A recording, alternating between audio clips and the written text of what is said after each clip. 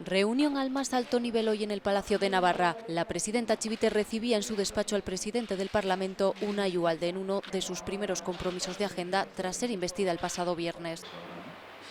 El nuevo Ejecutivo trabaja ya en determinar la estructura básica que tendrán las 13 consejerías y la designación de los altos cargos de la Administración. Será el miércoles en la sesión de Gobierno cuando se hagan efectivos los nombramientos de las direcciones generales, los jefes de gabinete o la conformación de los organismos autónomos de cada área. Aunque todavía no se han hecho públicos la totalidad de esos nombramientos, se ha conocido que la hasta ayer alcaldesa de Uharte, Amparo López, ostentará la Dirección General de Interior. Dimitirá de forma oficial el lunes para incorporarse a su nuevo cargo. López llegó a ser primer edil por sorpresa, ya que era la única concejal del PSN en el municipio y su partido fue la fuerza menos votada.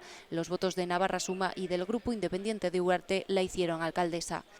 El nuevo Ejecutivo ya está en marcha y la intención de Chivite es aprovechar lo que queda de mes para determinar el grueso de su estructura.